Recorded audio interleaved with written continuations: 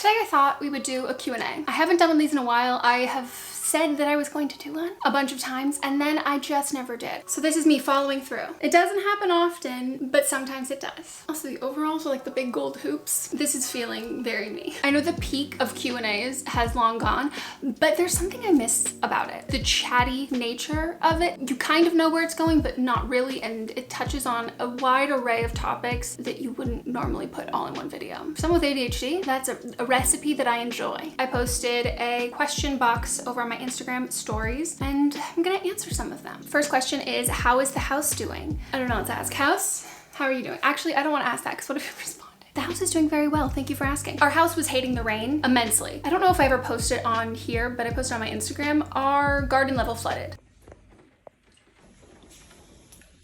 Remember when it flooded in the summertime with this time it flooded with water, rainwater. So for pretty much all of last month, it was just a constant rotation of cleaning up water that had gotten there and staying on top of it to make sure that we don't get any mold. So that is done so, and it's doing really well. I'm obsessed with this question. Emily, genius. What would make you join a cult? There's the obvious answer, which is cute merch. It would have to be a glamorous kind of cult. Any religious ones would be ruled out immediately. Anything where I'm worshiping a man, out. I would have to be cause-driven, a cause-driven cult. How have your endo symptoms been? Better at all? Do you have any tips for finding a good doctor who cares? Thank you for asking, I appreciate that. My symptoms have been immensely better ever since I got on continuous birth control. It's something I simultaneously think about a lot and also not at all, because my quality of life has changed for the better so much. And the only regret I have is not doing it sooner and really listening to people who would make comments like, oh, it's just putting a band-aid, it doesn't solve an issue. When the issue is when you're in such debilitating pain that it puts you in a dangerous psychological state for your like emotional and physical safety, a band-aid is great. Like a band-aid stops the bleeding. Like, I mean, in this case for me, because I'm not bleeding anymore. I am very, very, very pro hormonal birth control. I'm very informed consent, and I'm very much pro finding a great doctor who you trust and being honest with your doctor so they can give you the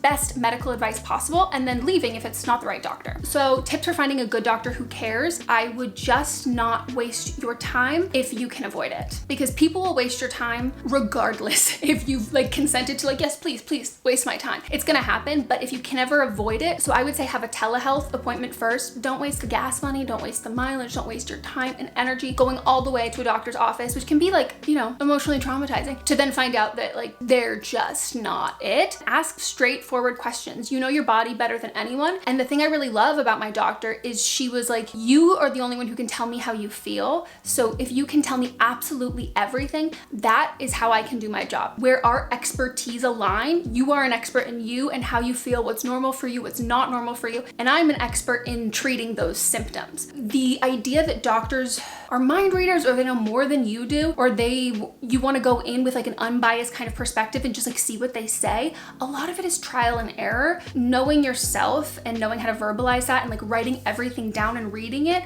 I kept just a running list of my symptoms and just different timelines and things that I didn't feel were normal for me or were very different than my friends and their cycles. The amount of like research and prep, at least for me, that is far less energy, mental and physical, than going to a doctor's office and having like a really poor experience. What has been the best and worst part of new home ownership? There is an endless amount of best parts. I love making memories with Mott's here. I love control and I don't like a lot of change, but I like wanted change that we've strived for and worked for. For me, like a new environment, like a new setting, it helps me be more creative. I'm more motivated. I like being put in a box. Like I don't like having no boundaries. I like being put in a box, and I just got put in a new box that's a little bit bigger, and it's like, whoa, what is this? This is cool, this is amazing. I love this new chapter of our life. I love starting new chapters. Surprise, a girl with ADHD loves starting new things. I really thought that owning a house would give me that kind of desire and motivation and that feeling of this is our thing that we've built together, obviously not physically. It lived up to all of that. The worst part is that it's all your responsibility, which at the same time is kind of the best part. Like you don't have to rely on a landlord to fix things in a timely manner. then have to rely on yourself to fix things in a timely manner. There's not really a manual for home ownership. If there is that on Amazon? This question made me laugh, and I don't know what prompted this person to send it, but I am glad because I have a lot to say on this, and this is something that I've talked about recently with Mott's, like literally the other day. So the question is, do you stand for the pledge or the national anthem? I recently learned that those aren't the same thing. I didn't go to a school where we did either. I don't know either of them. Like if you were like, say this right now, or you're gonna go to a cult with bad merch, I don't know that I would pass the test. It's not like a reflex in me. I have memories of me as a child going to sports games being like, why is everyone standing? I'm just gonna sit. Are you going to see the Eras tour? I'm seeing it on my birthday, August 4th, Los Angeles.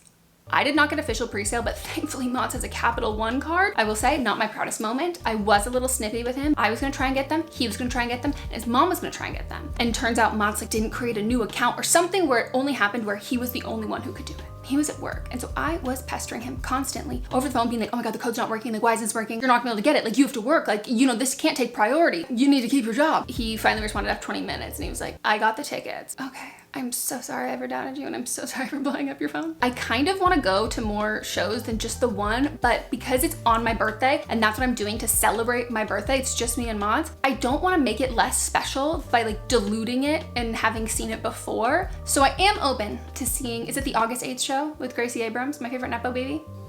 Actually, Fitzgerald Grant is my favorite Nepo baby. This kind of goes along with the other period question. What are your best tips for dealing with period pain? I have an Instagram highlight on this, but just a quick rundown. CBD, THC combination ones that are intentionally and specifically used for pain relief. I do love CBD oil. I will say vaporizers and things you breathe in, suck in, inhale. Inhale, that's the word I'm looking for. Those, is metabolized the right word? Those hit your system and take effect a lot quicker than oil or pills or anything like that. So I would do a combination of those for me when I was dealing with excruciating period pains, and then a TENS machine. You don't have to get a really expensive one. The only real benefit of those is they tend to be more like discreet in the sense that you can wear them under your clothes if you have to go around somewhere. Other one I have, it literally has a drawstring and I wear it around my neck and it's huge. They're just like electroshock something that happens, and they genuinely help so much. Also hormonal birth control. I don't think that you win a medal or an award for not taking a medication if you are able to. How do you keep your curls curly for multiple days? Mine always fall flat or all over the place. There's two parts. It's making sure that you have a really good cast on your hair with the gel when you were styling it the initial, like the first time. And the next thing is the sleep protection, using satin or silk scrunchies and satin silk pillowcases,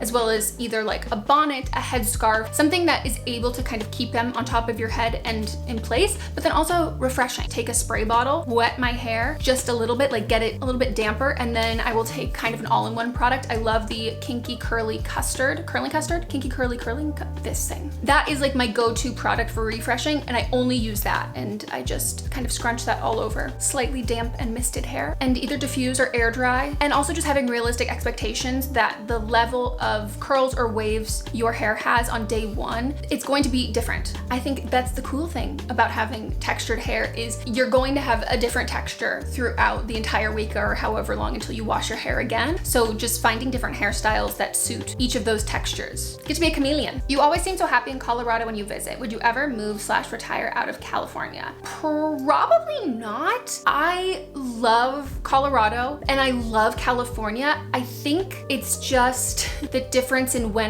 we're going. Do you know what I mean? So like we go to Colorado when Mats is gonna be taking some time off of work. I will usually be taking some time off of work. I love the holidays. I love snow. I'm fully aware that I'm not getting like the full Colorado experience because we're usually just staying at their mountain house with next to no responsibilities. I get to enjoy snow in a Hallmark way, like how his mom describes it. She's like, you don't even have to deal with like dirty snow or commuting in the snow. I'm like, no, absolutely pristine, not even walked on snow. It's just us, and there's not a lot of things that you have to get done that make it difficult. I don't know, maybe never say never, but I think if we were to move to any other state in the US, it would without a doubt be Colorado. But I love California. I've lived here my whole life. I don't see it happening for us, but Who knows? I think it would also be a bigger draw if it was like exponentially cheaper, but it's not. Best products for KP. I have a couple that I love. We know I love the CeraVe SA cream, the one with salicylic acid. I love sealing that in with the 𝘊𝐶𝐴 body oil, like their algae one, I think it's called. That one doesn't irritate my skin at all or make my KP worse. It like just really locks in all of that moisturizer. I also have this like little scrubby thing that I do on my legs in the shower, which really helps. And I've got exfoliating gloves that I use in the shower, which also help. And then scrubs. There's one from First Aid Beauty, which is good. And then there's also one from Salt Air, which I think is more affordable, and it really does the exact same thing. This one, not affordable, but using the Dennis Gross 𝗷𝗡𝗍𝗏 peel pads, I need to buy some more, I ran out.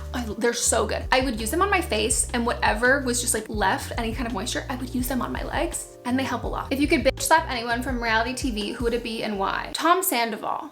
And I don't even watch Vanderpump Rules. My latest hyperfixation was all of that drama. Now I know so much about it, and I do not like him. Not to be superficial, but of all of the men in LA, these are the ones you cast. And this is how they act, and those are the women that they get to be with? No. We're gonna pick up filming the rest of this Q&A either tomorrow or the next day, because I just realized that I am 5 minutes late to our Patreon live stream, and there's a lot more questions that I want to answer, and there's a couple ones I was saving that I was really excited to answer, so I don't want to just end the video here. It's gonna be a multi-day affair. It's just gonna be a second for you.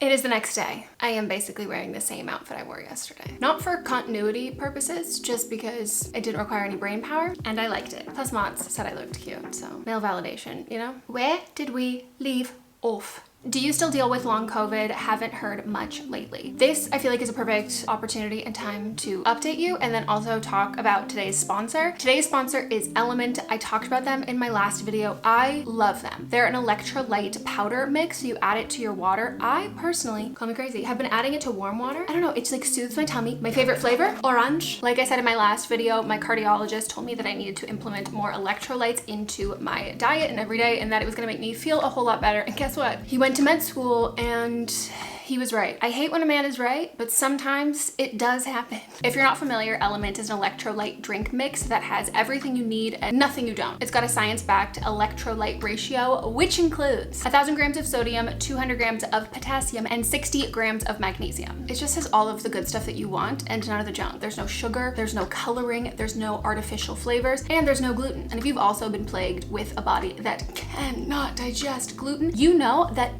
weirdly quite impressive for an electrolyte mix to not have gluten in them. There are lots that do. No thank you. Why would you do that to me?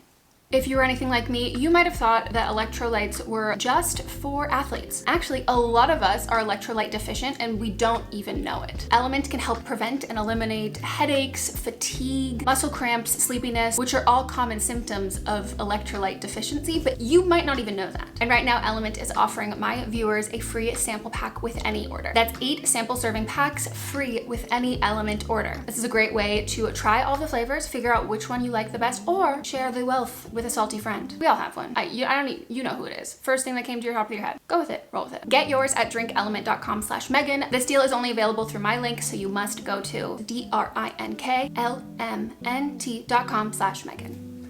I don't do this to be funny, like legitimately I can't. It's like I can't count without my fingers either.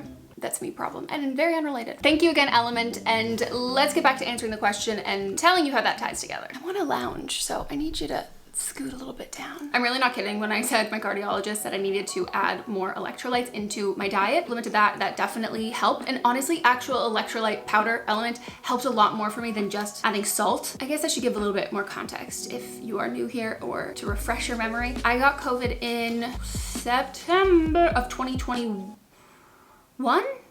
I have a whole video on my experience with that, trying to get my sense of smell and taste back. For that update, I would say, as far as I can tell, my smell and my taste are back. It lasted for such a long time at like a 70% that I don't know if it ever went up to 100% or if I just got used to it. Either or, like that's not something that I think about or struggle with at all anymore. So whatever the reason is or whatever the actual outcome is, I'm fine with it. The other symptoms I've dealt with are brain fog, excessive fatigue, post-exertional PEM, post-exertional malaise, something like that, where you exercise or you do any sort of physical activity, can just be like taking a walk or showering. You're tired after it happens while it's happening, but the day after, or even the 2 days later, but specifically the day after, it's so much worse. It's like you've run a marathon. That's also really tied along with shortness of breath, like very little stamina, getting fatigued super easily, and just having some heart rate issues. I had a heart monitor that I wore in a video. I think I updated you all on the results. Did I not? The results basically came back, most likely indicated that I've got POTS, which is very common. I mean, it's very common for women in general, but it's specifically very common for people after having COVID. I still need to make a tilt table test appointment in hopes that I can get prescribed some beta blockers. But to be frank, that has not been at the top of my mind, because truly the best thing that could have ever happened to those issues, cold weather. When it's hot, my heart rate just is gonna be higher. And when it spikes higher, and it just makes me more tired, and then I'm sweating, and then it's triggering all of those things. The cold weather's just been a really nice break, and I definitely feel like mentally I needed that, and now I'm ready to deal with it this summer. Hope that things get better and I'm able to have some beta blockers prescribed for the summertime. I don't think he would let me take them in the wintertime because I've got Raynaud's, but maybe. But I also don't feel like I really need them as much when it's cold out. The other main thing I've had lingering has been lack of hunger cues. Don't know when I'm hungry. I don't know if I'm feeling the way I'm feeling because I'm hungry. I'm rarely ever at all craving anything. Still deal with like a lot of nausea and food aversions, but that has been something that I just kind of take every day at a time. I just eat whatever I can eat. I don't beat myself up if I'm not choosing something that's really nutrient dense and packed with protein and something that can sustain me for a very long period of time. I get the ick for things, and then I get nauseous, and still the gagging with the brushing teeth. For me, I just really want to work on the heart rate stuff. That is kind of top of mind and something that interferes with my daily life, showering and standing up and all of those things. I'm doing my best to remain optimistic, because really the only thing that has proven to alleviate symptoms is time. I'll waiting it out. Coachella this year? No. Who are your new girl characters, sun, moon, and rising? That is so good. I think I'm a Schmidt rising. I think I'm a Winston moon and a Nick sun. I can deal with that. I just want a hair growth update because it's so long now. Thank you. It is so long. Isn't that crazy? This is what my hair looked like going into the pandemic. I would say the things that helped my hair grow long the most, you would think maybe it would have been bleach and not coloring my hair because I colored it less in the pandemic. I didn't do it like that much less. I think the most I've ever gotten my hair done is 3 times in a year, but I usually average twice a year. I just did once in 2020. That, sure, definitely contributed, but it was wearing my hair natural, but then specifically only really using heat on the first day, using my Dyson Airwrap or using my Dyson blow dryer. The change I saw in my hair just from going from one blow dryer to the Dyson one, the health of my hair was wild. Are you happier in your new neighborhood, or do you miss the old one? So much happier in our new neighborhood. It's a movie that feels like a real movie. This feels like a real neighborhood. I don't want to say it's an LA thing. I'm assuming it's probably just a large city thing. Neighborhoods aren't so distinctly broken up. Sometimes it'll just be like a block, like one street. Our last place was on a through street, so it got a lot of street noise. We're not on a through street now, so like there's just people walking their dogs and babies, and we get along really well with all of our neighbors. I didn't even meet one of our neighbors at our last place until the pandemic, and it was just to like talk shit on the neighbors who lived below us, and they were like, that's not you, right? And I was like, no. They were like, oh, I'm so sorry. I go, yeah, me too. What are the biggest changes in being an influencer that you've noticed since you started? It's so different. Not only is it suddenly socially acceptable to have this be a career or something you're even just interested in as a hobby, it's also even cooler if you're making money from it, and that is allowed to be a verbalized goal that can be celebrated. Now having sponsorships makes you look more legitimate, so people will fake sponsorships and fake ad or fake using any of that to make it look like they are more established, and then people were lying about sponsorships because it was not okay, or just downplaying the success, downplaying the money that they were making, qualifying any sort of success, financial or otherwise, that they had. But now it feels like we're getting more into not just flex culture, because people always showed off their nice things that were the result of this, but specifically making videos like, this is how much I made this month, or look at me landing this much money for this deal. And then all the comments are like, oh my gosh, yes, like go for it. That's amazing. That's wonderful. I still don't think YouTubers who started when I did could do that. Part of me also thinks that that is a platform difference. Like, I don't know how socially acceptable that would be on YouTube. I think it's more common on TikTok. I see so many people who do so many sponsorships, and that would have never flown in the OG era. Like, you would really need to space things out. Like me having a sponsor in 2 back-to-back videos, I get nervous over. Then I watch specifically like male creators who have one in every single video. I'm like, oh, okay. Also, I should say that I don't view this as a negative thing. I think the fact that women can come online and say that they like aspire to be financially successful, that they're doing what they're doing to make money and it is a legitimate source of income, I think that's great. Like, I genuinely do. I think that's really awesome, but it's very different. It's very, very different. It is a little bit odd though that I really only see those things on TikTok. People really proudly saying those things and not YouTube. I will say it with my whole chest. There are very, very few TikTok content creators who the content that they're producing on TikTok takes the same amount of time, energy, thought, and skill as long form content does. There definitely is opportunity, and it happens, of a lot of people to be far more out of touch. Oh, and sorry, one last thing, I swear. Now, having an internet presence, being relevant on social media, having followers, all of that aids in your career, and the industry really looks at that as a benefit. And back then, it hurt you. It delegitimized any other thing that you wanted to do. Now you'll see TikTokers get full Netflix movies or TV shows, and then it was Awesomeness TV who's the only one really doing that, and then selling them to larger networks. For a lot of people, they like viewed it as cheapening your career as opposed to a stepping stone. So I'm very glad that that is also different. And the number one question I got, how's wedding planning going? It's not.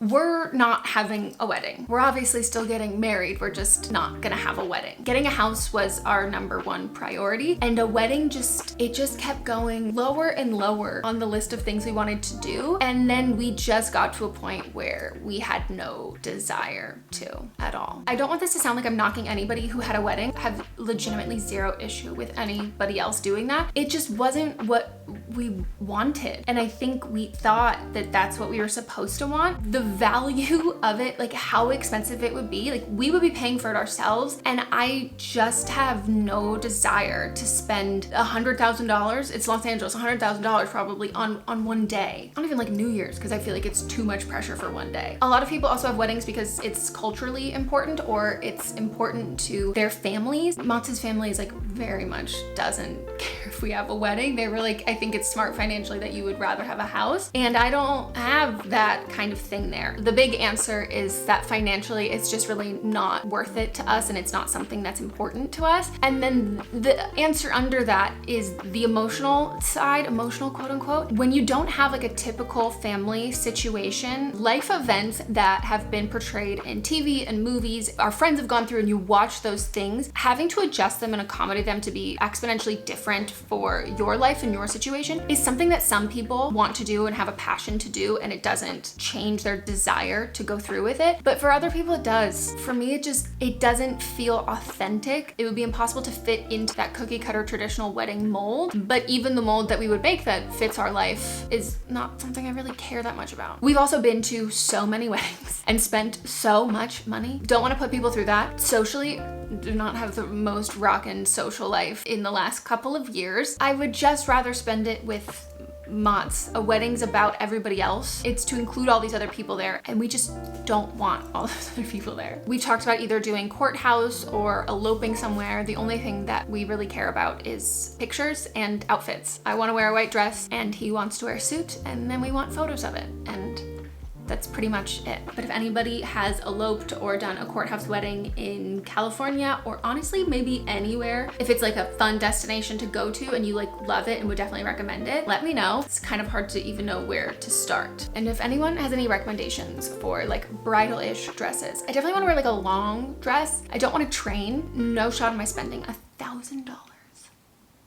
No. Remember when you were like a kid and you would watch Say Yes to the Dress, and someone would walk in with a budget of like $3,000? You'd be like, oh my God, ugh. And then someone else would walk in with an unlimited budget, and you'd be like, yeah, of course. You need to spend $27,000 on an absolutely hideous panina tournée. I hope you all enjoyed this Q&A, and I would honestly love to know what you think the biggest difference between like influencer culture then and now. And if you have any other video requests you would like me to do, I'm trying to be more consistent with content.